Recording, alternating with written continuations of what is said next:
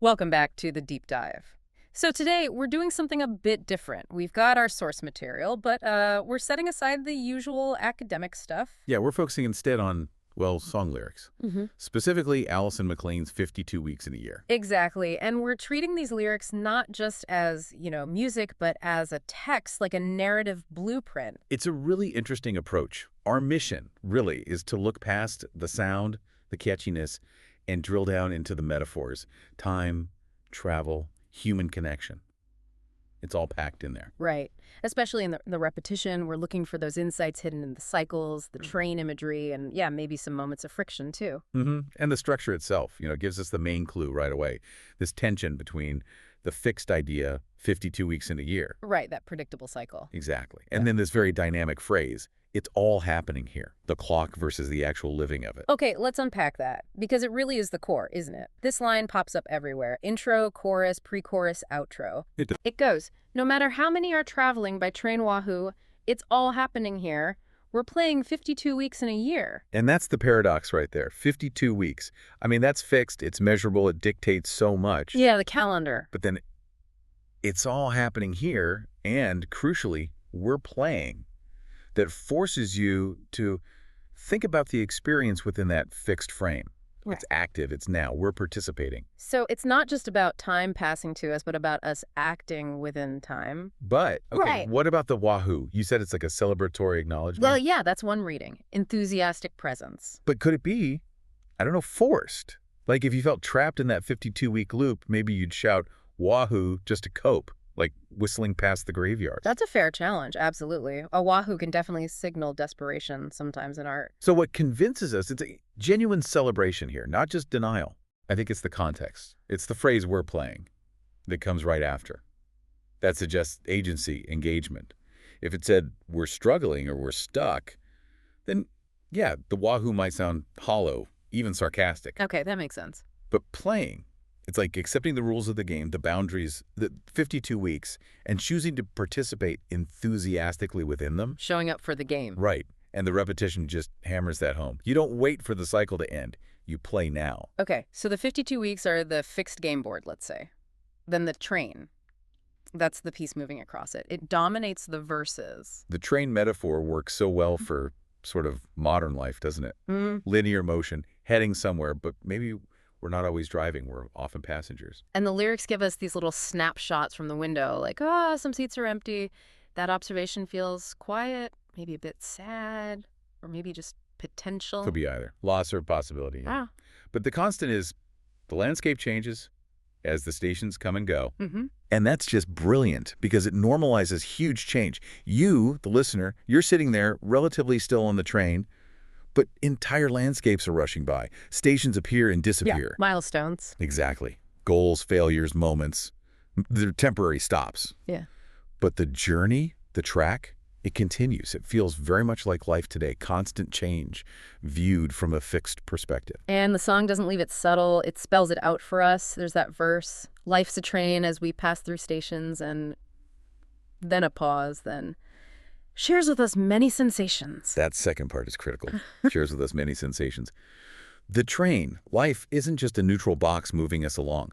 It actively gives us input. How so? Well, the view, the rhythm, the sounds, the people you encounter on the train, it's all part of the experience. It's saying the richness of the journey comes from all these varied sensations, not just getting from A to B. Which brings us from the outside view, the landscape, to the inside. Yeah. The self and the other people on the train. There's that really interesting shift after a music drop, I think, where it gets very direct, very personal.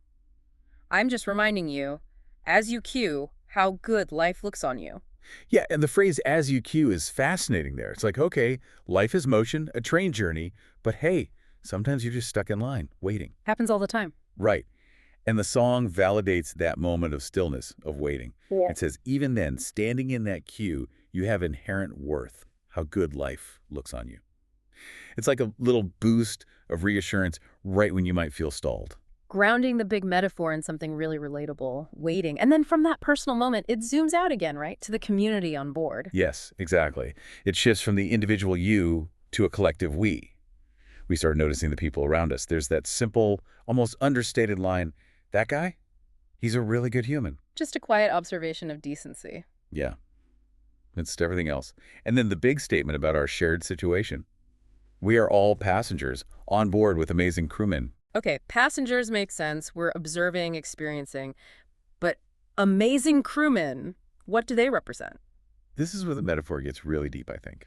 If we're passengers, our role is somewhat passive, observational, but the crewmen, they're the ones actively running the show. Keeping the train on the tracks. Exactly. Yeah. Managing the engine, the schedule, making sure this whole 52-week cycle is even possible to travel through. They represent the support systems, the infrastructure. So it's not just about the individual's journey then. It kind of flips the script on the usual hero's journey idea. Totally. The focus isn't solely on your resilience as a passenger. It highlights how crucial the support staff, the systems are. Your journey depends on them. And it calls them amazing. Right. It's not just crewmen, but amazing crewmen. It's asking you, the listener, to recognize and appreciate that effort. The mentors, family, institutions, whatever, keeps your train moving. It's not a solo trip. It's supported. That idea of reliance, of needing the structure, seems to lead into the final parts we looked at. The structure of the song itself and that really ambiguous bridge section. Before we hit the bridge, the source notes point out things like 3 key changes and multiple instrumental breaks. Right, structural cues. And those aren't just random. They shape the narrative. An instrumental after that affirmation line, how good life looks on you, gives you a moment to absorb it. Pause for thought. Yeah.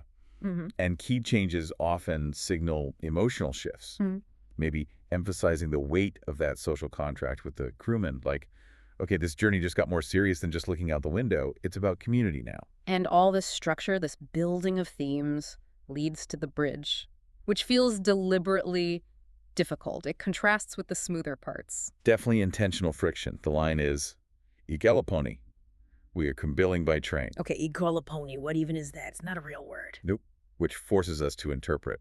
What is that, like ecology, maybe? That's the first thought. Like, maybe the world outside the train, the environment, is under stress. Could be. Suggesting that while we're on our personal journey, the bigger system, the planet, the economy, whatever, that's what's actually crumbling underneath us or around us. Or maybe it's a mashup, like ecology plus economy, ecolopony, representing tangled, complex systems. That works too. These big systems that crewmen are trying desperately to manage. Systemic overload, perhaps? Or maybe it's just meant to sound weird. Broken. That's entirely possible. Just pure sonic friction. An awkward, jarring sound designed to make you feel uneasy right before you hear the next part. We're crumbling by train! And that word crumbling is stretched out, slowed down a crumbling. It really puts the brakes on the momentum, introduces decay. It does. It connects that external complexity, the ecolopony, whatever it is, to an internal feeling. A sense that even on this shared ride, things are difficult, wearing down. It's an admission, isn't it, that the journey isn't always smooth or fast. It takes effort, and sometimes the structure itself feels fragile. Yes, it's the dose of realism. Even with amazing support, even within the fixed cycle, things can feel like they're falling apart. It acknowledges the struggle required to just keep going through those 52 weeks. The lyrics admit that even the best systems fight against, well, entropy, I guess. The cycle is fixed, but travel isn't guaranteed to be easy. And that synthesis, that honest picture, is kind of the payoff here. The song isn't just happy-go-lucky. It's realistic. Life involves active presence. We're playing essential support, amazing crewmen, but also acknowledges potential fragility. So wrapping this up for the listener, what's the takeaway? Alison McLean's lyrics seem to build this really strong framework. You've got the constant flow of time, the 52 weeks, but it's framed as an active journey you witness, defined by landscapes changing, by your own self-worth, and by this shared experience that's both supported and sometimes feels like it's crumbling. It demands you stay present, even as the world rushes by and things get tough. Yeah. And building on that tension, the amazing crewmen holding it together versus the sound of things a-crumbling. Maybe the final thought for you listening is this. Okay.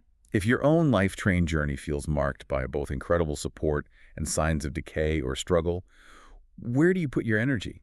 Is it better spent appreciating the view, the fellow passengers? Or do you need to focus more on, helping shore up the structure of the train itself? How do you balance those? That's a heavy question. Definitely something to think about as you navigate your own 52 weeks. Thanks for dipping into this with us. Good to talk it through. We'll catch you next time on The Deep Dive.